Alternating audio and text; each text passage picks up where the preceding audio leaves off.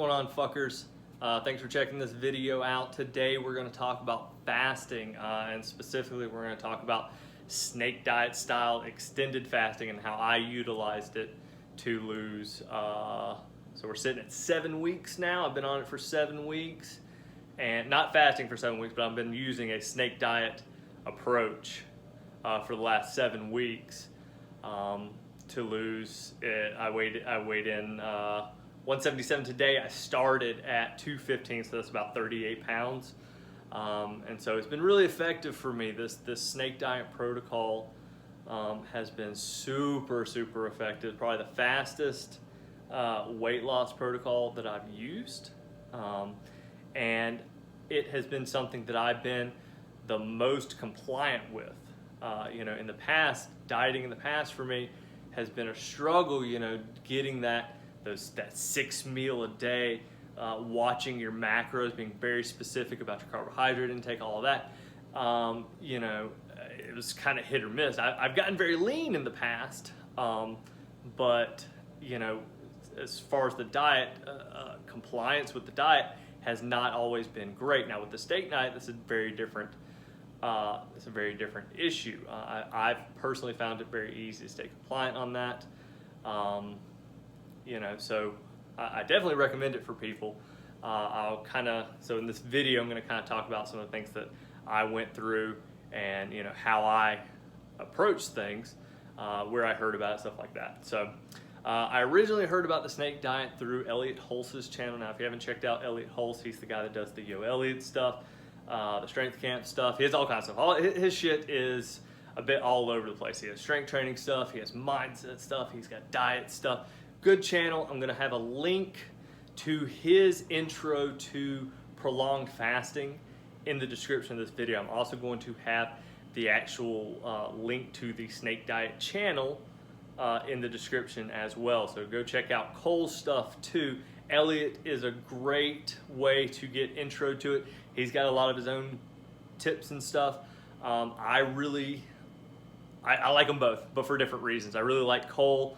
Cole yells at you. Cole is constantly tweaking his methodology in terms of this snake diet, this kind of prolonged fasting. So it's really good content. I really encourage you to check it out. I kind of so for me, right, I kind of took bits and pieces both from Elliot's stuff, from Cole's stuff, and I kind of, I added some of my own stuff, right? I've been a certified personal trainer since 2006. I'm constantly studying nutrition. I'm constantly studying strength training. I'm a amateur kickboxer. So, training and diet and stuff, that is something I'm very familiar with. So I kind of threw in some of my own stuff as well, just to make it, not that I'm saying I know more than these guys, but rather to make it fit my lifestyle, right? I'm a dad, I'm a husband, I'm a family guy, right? And so I need to be able to fit a diet into that kind of lifestyle, that being a dad. I'm not a single guy. I have obligations outside of my training and outside of myself. So, but yeah, so like I said, I originally followed Elliot's, he has an intro to prolonged fasting where you do a 48-hour fast, a middle of the week refeed, and then a 72-hour fast. And then I think you tack on on Saturday and Sunday, you do another OMAD, or a 1 meal a day on Saturday and Sunday.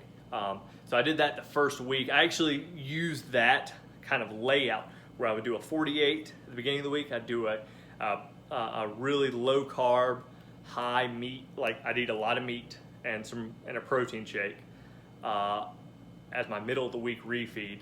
I'd do a 72 at the tail end of the week. I'd have another low carb. Actually, sometimes I would have a little more carbs on Friday, and then Saturday and Sunday I would do that OMAD, but on the OMAD days I was not very pedantic about how, my carb fat ratio, how much protein I had. If I wanted to eat something, I ate something. Now to make sure I hit my protein numbers, I still had protein shake. But I wasn't, if I wanted to eat you know, a bowl of rice with my Chinese food or my Thai food, I ate a bowl of rice. If I wanted to have burger with the bun and fries, I had the burger with bun and fries, maybe a milkshake with it. I wasn't too strict on those days, you know, because I'm also training too. I lift 5 days a week. I kickbox 5 days a week.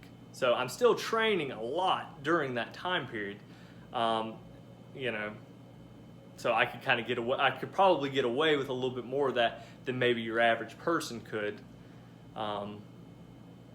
you know, so keep that in mind as well. You know, I was training quite a bit during the week. My training volume was fairly high during the week. But yeah, so like I was saying, you know, I followed that kind of protocol at first, and I lost, within the first 3 weeks, I lost about 20 pounds. Now, week 4, I hit a bit of a stumbling block. It seemed to slow down. And this was really when I got into a lot of Hulse stuff. It was about week 4.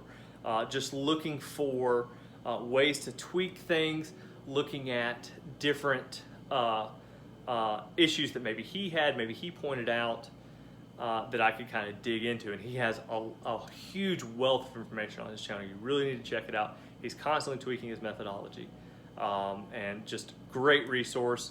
He is not gonna coddle you, okay? He will yell at you, he will call you a fatty through that channel, and you know, tell you how much of a fat fucking slob you are, okay? And I'm not exaggerating. He literally tells you that. And which for me, that was good. I like that. I have a thick skin. You know, I know that, you know, I need a little bit of tough love. So if that's not your thing, if you're a little bit of a snowflake, might not be for you. But again, he just has great stuff. And so I utilized some of the things that he was talking about there, and I started doing something called the rolling 72. Where what I would do, I would start the week off with a 72-hour fast. I'd refeed, have another 72-hour fast. I'd have a refeed and have another 72-hour fast. Now, the first week, I did well with the low-carb refeeds. The second week of doing that, I kind of freestyled my diet a little bit more, threw a little bit more carbs in there. And that's how I've been doing it up until today. So that 72-hour, what we call a rolling in the snake diet community, right? Rolling 72. So you have a 72, you have a refeed. 72, a refeed. It's fairly aggressive, but that's why I was able to accomplish the amount of weight loss I was able to accomplish in such a short period of time. You don't have to go so aggressively. If that's not for you, if it doesn't fit your lifestyle, on Cole's channel, he has all different kinds of protocols that you might be able to utilize and that you're going to see results from. Now, you may not see them quite as quickly. Hell, you could go more aggressive than I went and see results even faster. You know, he has a lot of talk about how you know, you can use 48-hour fasts, how you can do 1 meal, you know, the single meal a day, the 1 meal a day protocol, and then throw in punctuated 72-hour fasting. So it's a lot of good stuff, so you can kind of check that out. So a few things to be aware of. I'm sure a lot of you are watching this, and this is the thing I was afraid of, was the fear of losing muscle mass. Now, I'm sitting at about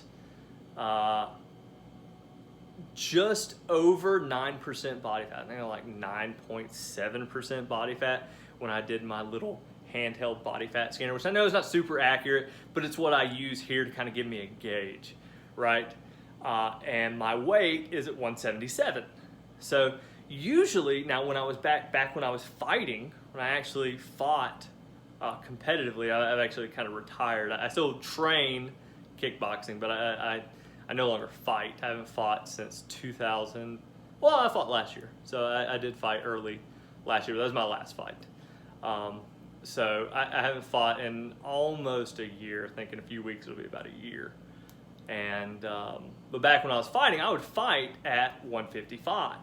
Okay, and I would be about 9 to 10% body fat. So about the same body fat, but I was muscle-wise, I had a lot less muscle on me. So what that tells me is that my bulking phase that I went through this past winter, I put that muscle on, but I was also able to keep it on as I lost this weight. So that's a good thing. So I know from my experience that I was able to keep that muscle mass on my frame while straight up stripping down to fat. Like my abs are exposed. Everything's nice and deep. You can't really see it. Lighting's not great in here. I'll have pictures. I have pictures with better lighting so you can kind of see. But yeah, my abs are very well exposed. You know, everything looks kind of tight up in the chest and arms. Back looks great. So I know that I'm maintaining that muscle mass while stripping the fat away. And that's one of the things he talks about, and he gives all the examples of why this is true, right? So again, that's good stuff. Check out on Cole's channel, Snake Diet. So I guess a few things to be aware of and some things to look out for. Number one is, you know, the number one thing you have to think about is overcoming that initial fear of this prolonged fast, of going, you know, more than a day of not eating. I had a lot of head trash associated with that. You know, I'm not going to be as effective in the gym. You know, I'm going to lose muscle mass. This could potentially be dangerous. What if if I'm standing up, and what if I pass out? What if I don't have, you know, enough nutrients? All kinds of crazy shit that my brain would tell myself why I needed to eat, you know. And so you need to be aware that those are fears you're going to have, most likely. And, you know, the first step, and that's why that initial 48-hour fast is so crucial, is it gets you over that hump. It gets you over that fear hump, okay? And the second thing that 48-hour fast does, it helps reset those dopamine receptors, those pleasure receptors. You know, we, especially in Western countries, we've become so addicted to everything, really, but in particular food, or in the context of this discussion, food becomes a pacifying agent, right? It becomes a way in which we regulate kind of all the stresses of day-to-day life, that elevated cortisol. We use food as a drug to, and what I mean by that is when we consume that food, right, you get that big dump of dopamine, right? And dopamine is a feel-good hormone, right? That feel-good hormone it acts in a very similar manner to how drug addicts experience taking their whatever drug of choice, right? For a significant portion of our population, probably the vast majority of our population, food is indeed a drug of choice. And so this fasting, especially that first 48, but even doing the more prolonged fasting, getting into this, turning this fasting into a lifestyle, resets those dopamine receptors, resets that cortisol dopamine response. It teaches you to handle stressors better. You become, your willpower increases. It literally increases. You become, I don't think it ever gets easier to fast, but you become stronger, right? So, you know, every time that you go through, you restart your fast, it becomes easier because you know you can get through it, right? You know, for me, I had significant fear going into a 24-hour fast. I was a big pussy about it. But now I'm a few hours shy of a 96-hour fast. So we're going on a beach trip this weekend. So I'm kind of really trying to trim up for that, just so I look good on the beach, you know. But I plan on extending the fast to 120 hours, right? So when I first started that, I know I can remember telling myself, yeah, because I watched Elliot's videos, and he talks a lot about doing like the 5-day fast, and I told myself, yeah, I'm never going to do that. And I told myself at the time, I don't need that, right? But really looking back at it and thinking about it, there was a lot of fear in me associated with that 5-day fast. I'm like, oh, can I do that? Right now, sitting here at almost 96 hours, looking to the future and knowing that I have a little bit more than a full day left in my fast, I know that I can do that. I know that my willpower is strong enough that I can accomplish that. And I also know that that fat loss is going to continue. So, you know, that's a big psychological boost that happened for me. And if you do this, I promise you, you'll have the same kind of psychological changes. You'll know really how tough you are, and you'll become tougher throughout this process. So I really encourage you, if you're kind of on the fence, just fucking jump in, man. Just try it out, because it really is worth it.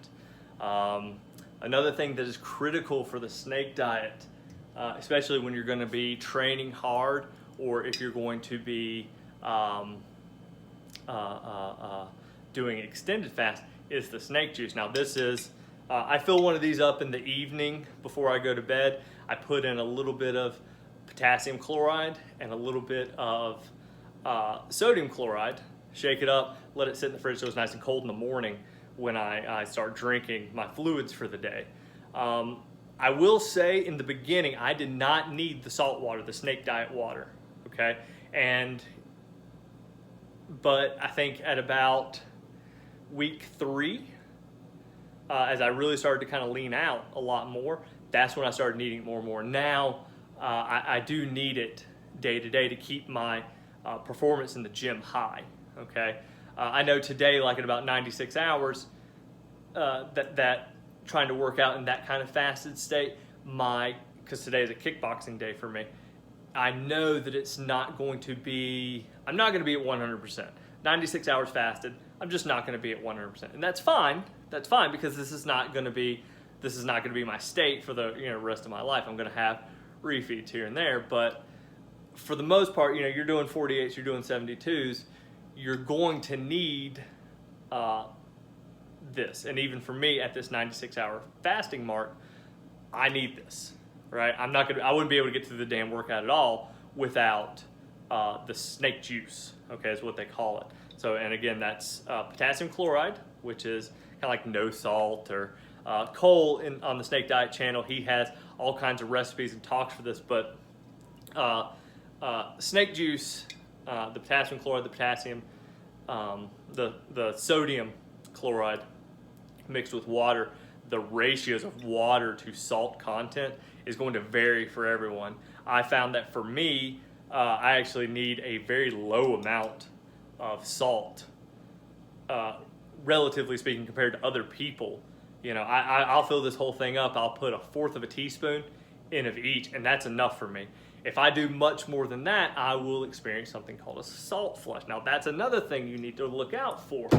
A salt flush is not a pleasant experience. So when you're doing the snake juice, be aware that if you overdo it on the salts, you will cause yourself to empty your bowels in a very abrupt and unpleasant manner.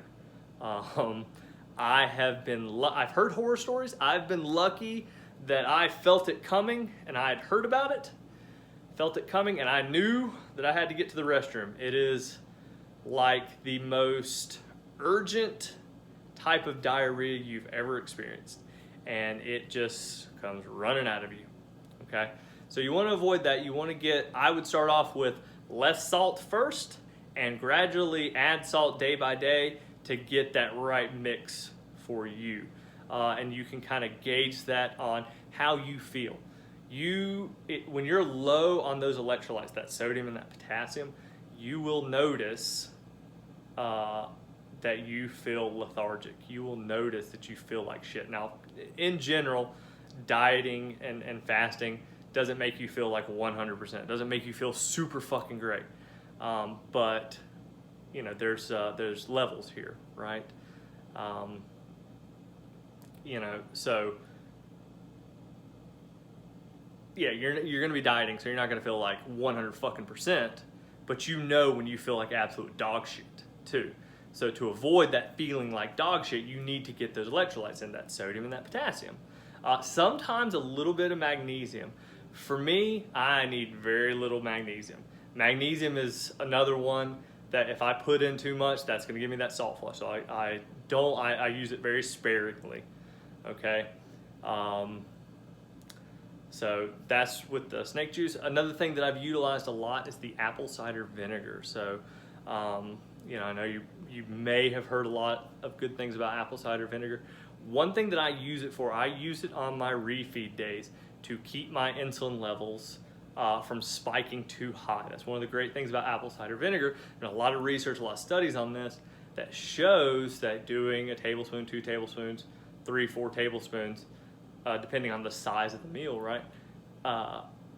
Using that in conjunction with even a high carbohydrate meal keeps that insulin spike from going up too high. This is incredibly important for people who have issues with insulin resistance. And so for me, I utilize it on my refeed days. I feel like it helped tremendously in keeping me from gaining too much water weight and just keeping that insulin level, that hormonal response in check. And so, you know, at this point we're looking at 21 minutes. Probably make another video on fasting coming up here in the future, but I wanted to get this out here, kind of just word vomit out all the little things I did, how I approached my snake diet journey, and I want to get you guys in connection with the 2 guys who hooked me up and who really kind of opened my eyes for fasting, and to make sure, you know, if it's something you're on the fence about, if it's something you've never heard about, I encourage you to go check these guys out. I'm going to be making more videos on this in the future, and if you have any questions or comments, please leave them in the comments section. If you like this video, if you like this kind of content, please subscribe to the channel, and please go ahead and give me a like. You know, every little bit helps. So thank you very much. Sawadee.